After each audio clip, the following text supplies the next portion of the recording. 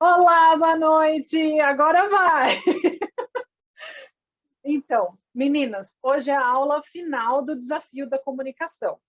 Eu vou retomar aqui rapidinho tudo que foi tratado durante esses 7 dias e depois vou dar o bônus para vocês que eu prometi para quem estivesse ao vivo comigo. Então, vamos lá. No primeiro dia, eu trouxe para vocês o poder do exercício da gratidão. E eu linkei a gratidão com o desafio do dia, que seria ressaltar pontos positivos dos filhos de vocês, fazer um elogio, um encorajamento, parar com aquele espírito crítico que nós pais temos em relação aos nossos filhos. Ah, você não fez isso, você não fez aquilo, largou a toalha no chão. A gente passa o dia falando coisas ruins para eles. E o meu desafio era que nós invertêssemos o jogo e ressaltássemos pontos positivos. Ao invés do que você não fez, o que você fez. Ao invés do que falta, o que tem. E com isso, a gente inverte a nossa atenção, a gente tira o foco daquilo que não está bom e põe o foco naquilo que está bom. E o que está bom automaticamente cresce. Então, esse desafio foi lançado para ser eterno. E também teve a apresentação como se vocês fossem os filhos de vocês. A minha ideia com essa atividade era gerar empatia, além de conseguir entender qual é o olhar de vocês sobre os filhos de vocês. Eu adorei as respostas, gostei muito mesmo. No segundo dia, nós tratamos de comunicação não violenta, com um olhar atento às nossas formas de nos comunicar. E eu trouxe para vocês também o quanto nós somos programados para nos comunicar de forma violenta. Isso é uma programação cultural até. Né? A gente muitas vezes quer impor a nossa opinião, a gente não escuta direito as outras pessoas, a gente manipula, a gente critica.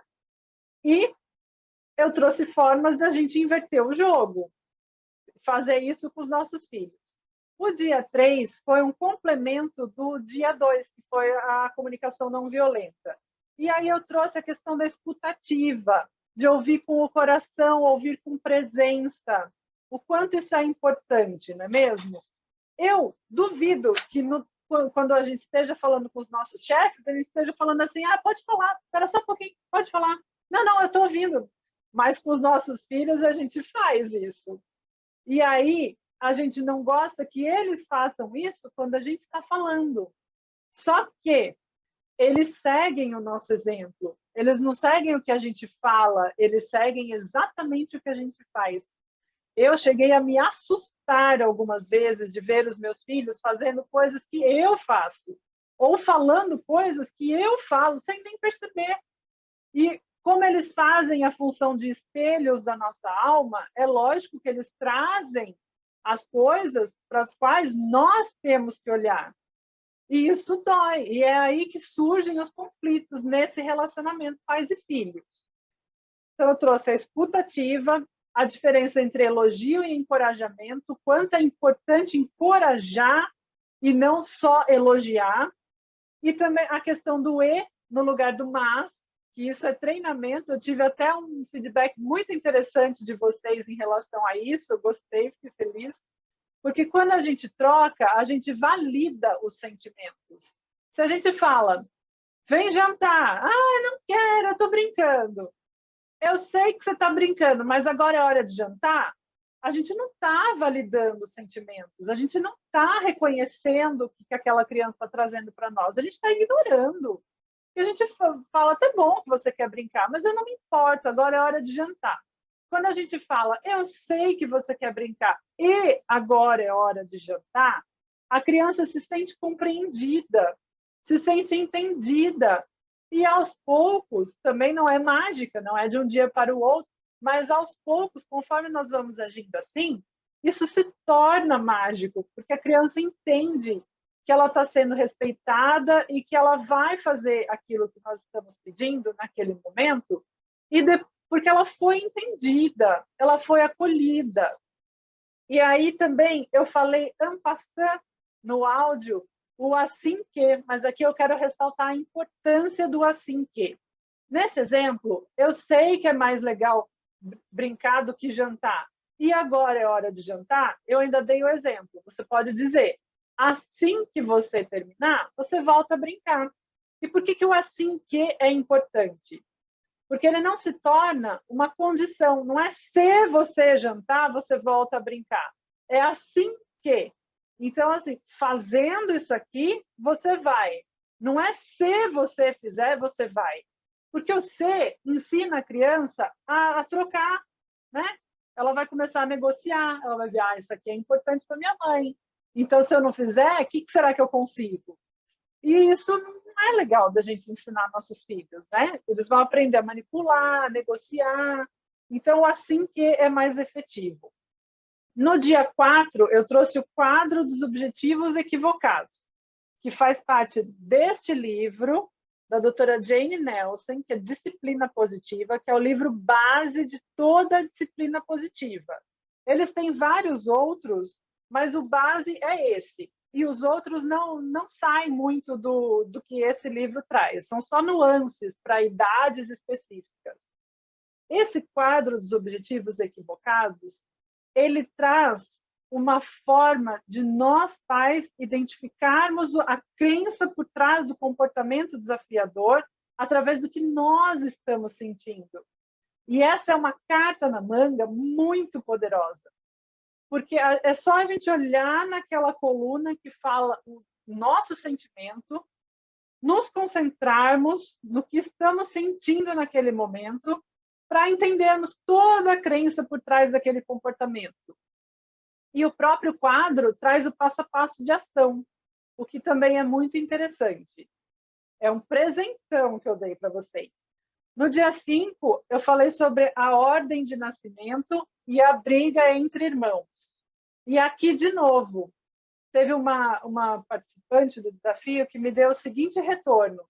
Tati, eu tenho só um filho, mas eu tenho uma irmã. Então, esse áudio da ordem de nascimento me fez entender muitas coisas a respeito do meu relacionamento com a minha irmã, da minha dinâmica familiar, me caíram muitas fichas. Isso é muito importante, porque lembra que eu disse que os nossos filhos são espelhos? Então, eles trazem questões que nós temos que resolver conosco. E isso é muito profundo, porque enquanto nós não resolvermos as nossas questões, o relacionamento com os nossos filhos vai ser complicado. E a briga entre irmãos, né? Para quem tem mais de um filho, eu trouxe aí as ferramentas, a forma de lidar, que pode parecer estranho, mas dá certo. Se alguém já colocou em prática aí, depois pode comentar no finalzinho, ou então colocar até lá no grupo. No dia 6, eu trouxe a hipnopédia, que é a técnica de falar durante o sono. Falar coisas boas, coisas positivas, encorajar, trazer, né, somente aquilo que a gente quer que os nossos filhos desenvolvam. Está tendo um problema na escola? Então, quando estiver dormindo, eu trouxe lá todo passo a passo direitinho, chega e fala, filho, amanhã você vai para a escola, vai ser um dia divertido, você vai brincar com um amigo, vai dar tudo certo, você é uma criança corajosa, feliz, você consegue, e aí a gente vai empoderando, vai colocando coisa boa lá na caixolinha deles. Dá muito certo, gente, tem resultado muito positivo e muito rápido. E no dia 7, para fechar com chave de ouro, o meu novo amor, as 5 linguagens do amor das crianças. Eu trouxe um resuminho deste livro aqui. É outro livro que, assim, foi revelador para mim. Eu amei esse livro. Porque não se trata só das 5 linguagens do amor das crianças. São as 5 linguagens do amor de todas as pessoas. Todas as pessoas se manifestam através de uma delas. E a gente entender isso é libertador. A gente saber qual é a linguagem de amor do nosso filho nos faz ter um comportamento direcionado para aquela linguagem que vai encher o potinho de amor de uma forma mais eficaz. Então, a gente não vai perder tempo tentando fazer coisas que eles não valorizam tanto quanto a linguagem de amor principal de cada um deles, né? E aí vem uma outra questão que eu não falei no áudio aquele dia, mas que eu andei pensando depois. Nós temos a tendência de agir com os outros como nós gostamos de receber amor. Eu, por exemplo, eu sou uma pessoa afetiva, eu gosto de abraço, de carinho, de falar, e eu faço isso para os meus filhos, para o meu marido, e muitas vezes eu fico ressentida quando eu não tenho essa troca, porque essa é a minha linguagem do amor. A do meu marido, por exemplo, são atos de serviço. Mas é isso, o desafio foi esse.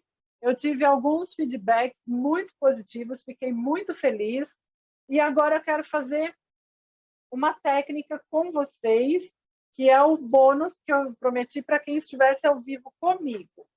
Essa é uma técnica de Theta Healing, de envio de amor ao bebê no ventre materno. É uma técnica que a gente pode fazer para nós mesmos, no ventre da nossa mãe, para os nossos pais, no ventre das avós, ou para os nossos filhos, no nosso ventre, tá?